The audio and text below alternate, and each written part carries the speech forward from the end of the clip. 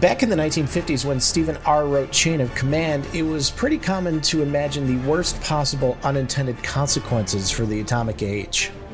I'm afraid you've suffered some of the worst of what our mighty little friend the atom has to offer. It can power a city or level it. The story does revolve around animals who are forever changed by atomic radiation, but at the end of the day, the message of this story might be that the chain of command is the same for everyone, even radioactive mutant mice.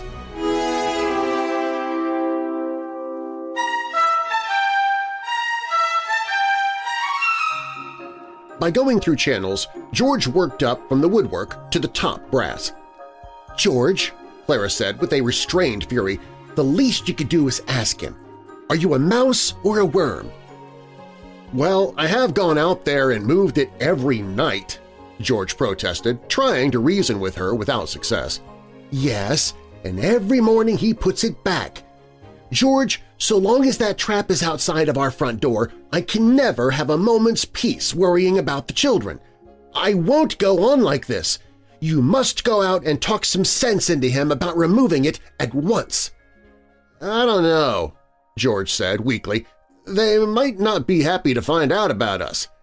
"Well, our being here is their own fault, remember that," Clara snorted. "They deliberately exposed your great-great-grandfather Michael to hard radiation, George." She continued fervidly, "All you have to do is to go out and ask him. I'm sure he'll agree, and then we'll have this menace removed from our lives. I simply cannot go on like this another minute." That, George knew, was a misstatement. She could go on like this for hours. He stared at her unhappily. "Yes, dear," he mumbled finally. "Well, maybe tomorrow." "No, George," she said firmly. "Now, this morning, the very moment he comes in." He looked at her silently, feeling harried and unsure of himself. After living here so long, they'd observed and learned human customs and speech. They'd even adopted human names. "George," she pleaded, "just ask him. Reason with him. Point out to him that he's just wasting his time." She paused, added, "You're intelligent. You can think of the right things to say." "Oh, all right," he said wearily. But once he had said it, he felt better. At least he would get it over with one way or another. As soon as he heard the swish-swish of the broom outside his home, he got up and walked out the front door. He saw that the trap was still off to one side where he had pushed it the night before. "Hello!" he shouted. Swish, swish, swish went the broom, busily moving dust from one part of the room to another. Swish, swish, swish. The man looked tremendous from so close a view, yet George knew that he was just a little, bent old man, a small specimen of the species. George took a deep breath. "Hello!" he bellowed with all his strength. The janitor stopped swish-swishing and looked around the room suspiciously. "Hello!" George shrieked. His throat felt raw. The janitor looked down and saw the mouse. "Hello yourself," he said. He was an ignorant old man, and when he saw the mouse shouting hello at him, he assumed right away that it was a mouse shouting hello to him. "The trap!" the mouse bellowed. "Stop shouting!" the janitor cried, annoyed. He liked to think as he worked, and he hated loud noises. "What about the trap?" "My wife doesn't want you to put it by the front door anymore," George said, still speaking loudly so that the janitor could hear, but at least not bellowing so that it tore his throat. "She's afraid I might hurt the children." "Will it hurt the children?" the janitor demanded. "No," George replied. "They know all about traps, but my wife still wants it removed." "Sorry," the janitor said, "but my orders are to put a trap by every mouse hole. This is an atomic plant and they don't want mice." "They do too," George said defiantly. "They brought my great-great-grandfather Michael here themselves and exposed him to hard radiation. Otherwise, I wouldn't be here." "I can't help it," the janitor snapped. "I have to obey orders." "What will I tell my wife?" George shouted. That stopped the janitor. He had a wife of his own. "I guess I can take it up with the supervisor," he finally said. "All right," George shouted. "Thanks." The janitor picked up the trap and moved it over to the front door. He watched, interested, as George promptly pushed it several inches along the wall. Then he turned and busily swished more dust around the room. "Well, what did he say?" Clara asked George as soon as he came back into the house. "Said he'll take it up with the supervisor," George said, settling down in an armchair. "George," she ordered, "you get up this instant and make sure that he really does." "Look," George pleaded, "he said he would." "He may have been lying," Clara said promptly. "You go right up to the supervisor's room and see." So George reluctantly heaved himself out of the chair and ran through the mouseways in the wall until he came to the mouse hole in the supervisor's room. At that moment, the janitor came in, and the supervisor looked up, annoyed. He was a fat man with stubble on his cheek, and he walked with a waddle. "There's a mouse in room 112 who doesn't want a trap by his front door," the janitor said simply. "You're crazy," the supervisor said. The janitor shrugged. "What should I tell him?" he asked. "Tell him to come up here and speak to me himself," the supervisor said, feeling very clever. "I'm right here," George cried, stepping out of the mouse hole and neatly sidestepping the mousetrap beside it. "There he is now," the janitor said, pointing. "My God!" whispered the supervisor, who'd had some education. "A hallucination." "No, a mouse," the old janitor corrected. "My wife wants the trap removed," George patiently explained. "She's worried the children might blunder into it." "Do you see him too?" the supervisor asked the janitor incredulously, still whispering. "Sure," the janitor replied. "He's the one I was telling you about from room 112. The supervisor stood up unsteadily. I don't feel very well," he said in a weak voice. "I think that I'd better talk this over with the administrative officer. It's a policy matter. You come along too," he said hastily to the janitor who had turned to leave. "I'll need all the support I can get." He waddled out, followed by the janitor. "What should I tell my wife?" George shouted, but they didn't answer. So he went down and told his wife that they were discussing it with the administrative officer. And as anyone could have guessed, a short time later he pushed his head out of the mouse hole in the administrative office. He was a bit late, just in time to see the door close on the supervisor and the janitor. So he shouted, "Hello!" as loud as he could. The administrative officer looked down and saw him right away. He was a thin, pale man with tired eyes. "Go away," he said spiritlessly. "I've just told 2 people that you don't exist." "But my wife wants that trap removed. It's dangerous for the children," George complained. The administrative officer almost shouted to hell with George's children, but basically he was a decent man, even if an overworked one, and he caught himself in time. "I'm sorry," he said sincerely, picking up some letters that he had already read, "but we've got to leave the traps."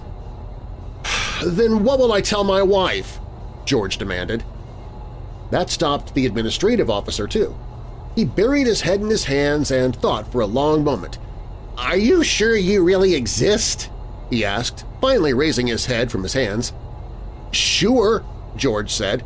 "Do you want me to bite you to prove it?" "No, you needn't bother," the administrative officer said. And then he buried his head in his hands again. Technically," he said, speaking through his fingers, "it's a security problem." With an air of relief, he picked up the phone and called the security officer. There was a bit of a spirited conversation, and then he hung up. "He'll be right down," the administrative officer told George. Shortly thereafter, the door violently swung open, and a tall man with piercing eyes entered. "Hello, Bill," he said quickly. "How are you feeling?" "Hello, Mike," the administrative officer replied. "I feel like hell. This is George. I just called you about him." "Hello!" George shouted. "Hello!" the security officer shouted back. "I couldn't find any record of you in the files. Have you been cleared?" he added with a note of urgency in his voice. "Fingerprints? AEC? CCC? CAI? FBI?" "No!" George shouted back. "My wife wants the trap by our front door removed. She thinks it's dangerous for the children." "Has she been cleared?" the security officer countered in a loud voice. "Why is everybody shouting?" the administrative officer asked peevishly. "I've got a headache." "No," George answered. The security officer's mouth tightened into a thin, grim line. "A major lapse of security," he snapped. "I'll check into this very thoroughly." "Will you remove the trap?" George asked. "I can't until you're cleared," the security officer said, shaking his head. "I certainly won't authorize any action that can be later construed as aiding the entrance of spies or subversives into the plant." "How old are you?" the administrative officer asked George. 56 days, George replied without hesitation. "Under 12 years, the administrative officer pointed out to the security officer. "No clearance required." "I don't know," the security officer said, shaking his head. "There's no precedent for a case like this. I'll be damned if I'll stick my neck out and have that trap removed. I know. I'll send a request for an advisory opinion." He turned and walked toward the door. "What should I tell my wife?" George called after him. "Tell her that I'm asking the AEC for an opinion, with carbon copies to the Defense Department and the FBI. "Don't forget immigration and naturalization," the administrative officer said. "There might be a question of citizenship." "The hell there is," George said. "Lex Locis. I was born here." "Well," the security officer said as he walked out, "one can't be too careful."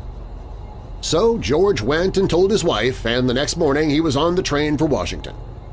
Being telepathic, as all this generation of mice were, he already had contacted some mice who had an in the government buildings. All the way down on the train, he worried about chasing all those carbons in the bureaucratic maze of Washington, but he needn't have.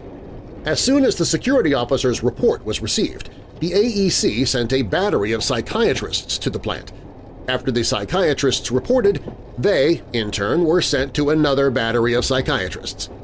After that, the AEC called a top-level conference of the Defense Department, FBI, Department of Justice, Fish and Wildlife Department International, Public Health, Department of Welfare, Immigration and Naturalization, and Alaskan Affairs. The latter turned out to be a mistake. This had taken 2 weeks, and George had lingered in the walls, impatiently waiting for his chance to testify. Of course, he was in telepathic communication with Clara. He knew that his family were all well, that Clara had made friends with the janitor, also that the trap was still there.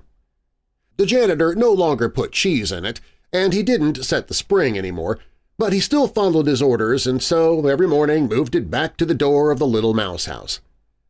A fat Washington mouse guided George to the mouse hole in the conference room. George looked inside and sniffed the smoky air distastefully. There were 7 men seated at a long table with a glass of water in front of each. This was a liquid that even George knew was hardly designed to lubricate the way to a quick agreement. "Bomb them, I say!" the general cried, smashing his fist down on the table. "Hit them hard with atomic weapons! Hit them now before they have a chance to strike first!" "But that's one of our best plants," a civilian from the AEC protested. "We don't want to blow it up, not for a few paltry mice." "Couldn't we send them to Alaska?" the man from the Alaskan Affairs asked timidly, wondering what he was doing there. "What about the traps?" the man from Fish and Wildlife said. "We have some honeys." "But that's just it," George said in a loud voice, and they all turned to look at him. "My wife would like that trap by our front door removed. She's afraid that it might hurt the children." "Who are you?" the man from Immigration and Naturalization demanded sharply. "I'm George," George said. "It's my house that has the trap in front of it." "What are you doing here?" the man from the FBI demanded. "Spying on a closed meeting." "I'm not spying," George exclaimed. "I just came to ask you to please remove the trap." The man from the FBI looked at him with something close to pity. "It's not that simple anymore," he said. "Don't you realize what a threat you comprise?" "No," George said, scampering up the leg of the table and walking to its center. "We're not a threat to anybody. We're just mice. It's not our nature to be a threat to anybody." Then, as he looked around the table at the 7 huge faces that surrounded him, He immediately saw that they were all scared half to death because he was a mouse, and he had a sudden premonition that he would not come out of the meeting alive. So he opened his mind to let his family and all the other telepathic mice hear everything that was happening. "Don't tell me you don't fully realize," the Fish and Wildlife man demanded sarcastically, trying to hide his terror beneath a blustering tone, "that from one mouse, your great-great-grandfather Michael, there must now be at least 12 billion descendants, or 6 times the human population of Earth." "No, I didn't know," George said, interested despite himself. "Don't tell me it never occurred to you," the man from the FBI said, shaking a finger at him while George could see that he kept the other hand on the revolver in his pocket, "that you mice have access to and can destroy every secret file we have." "No, it didn't," George said, shrinking from that huge shaking finger. "We mice would never destroy anything uselessly." "Or that you could cut the wires on any plane, tank, vehicle, train, or ship, rendering it completely inoperable," the general broke in, slamming a meaty palm down on the table so hard that George was thrown over on his back. "Of course it never occurred to me," George said, climbing rockily back on his feet. "We mice wouldn't think of such a thing. Don't be afraid," he pleaded. But it was no use. He could feel the panic in their breasts. "Didn't you ever consider that you could cut every cable, telephone line, power line, and telegraph line from the States to Alaska?" the man from Alaskan Affairs said, just for the sake of saying something. Then, to show his bravery and defiance, he took his glass of water and emptied it on George. It was ice water, and poor George, dripping wet, began to tremble uncontrollably. "I suppose you never considered that you could sabotage and blow up every atomic plant we have," the man from the AEC said, before George even had a chance to answer Alaskan Affairs. And working himself into a rage to overcome his fear, he emptied his glass of ice water on the trembling mouse. George began to weep. "It never occurred to me," he sobbed. We mice aren't like that." "Nonsense," the general said. "It's the unchanging law of nature. We must kill you or you will kill us, and we'll start by killing you." The general roared louder than all the rest because he was the most frightened. His hand, huge and terrible, swept swiftly down on poor, wet, weeping George. But the general really didn't know mouse tactics very well because George was down the leg of the table and halfway to the mouse hole before the huge hand struck the table with a noisy bang. And poor George, frightened half out of his wits, scooted into the mouse hole and ran without stopping, through the mouseways as fast as he could until he reached the train. But of course the train was no longer moving. All the telepathic mice had cut every cable, telephone line, power line, and telegraph line, had also cut the wires on every plane, tank, vehicle, train, and ship. They also had destroyed every file in the world. So George had no alternative but to walk back to the plant, which had been preserved as a memorial to great-great-grandfather Michael. It took him 3 weary weeks to make it, and the first thing he noticed when he got there was the trap in front of the door. Naturally, there was no bait in it, and the spring wasn't set, but the trap was still there. "George," Clara said to him the moment after she kissed him, "you must speak to the janitor about the trap."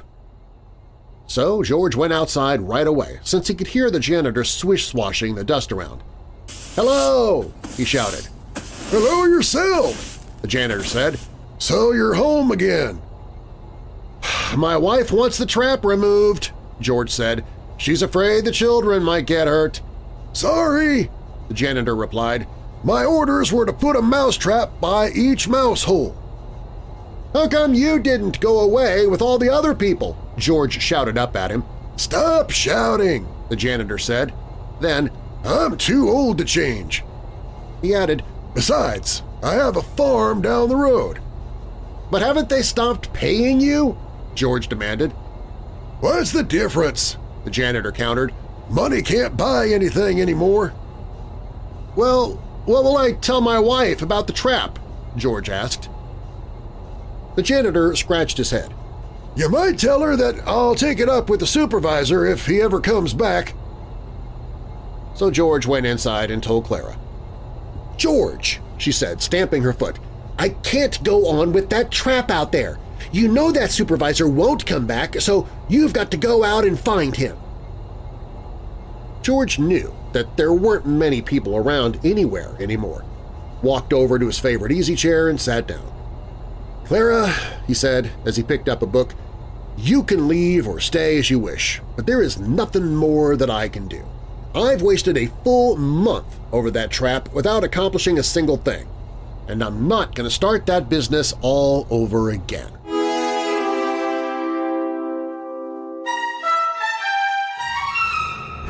Our story this week was Chain of Command by Stephen Arr. It appeared in Galaxy Science Fiction magazine in May of 1954. Coming up next week, Bad Memory by Patrick Fay.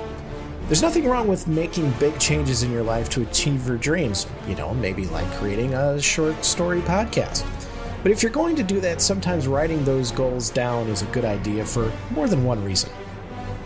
If you have a story you'd like to contribute to this series, you can visit submissions.soundconceptmedia.com or just follow the link in the show notes. And be sure to recommend Auditory Anthology to your friends.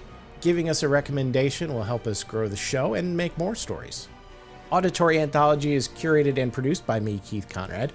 Your narrator is Darren Marlar. Be sure to check out Darren's award-winning paranormal podcast, Weird Darkness, available at weirddarkness.com or the podcast app of your choice.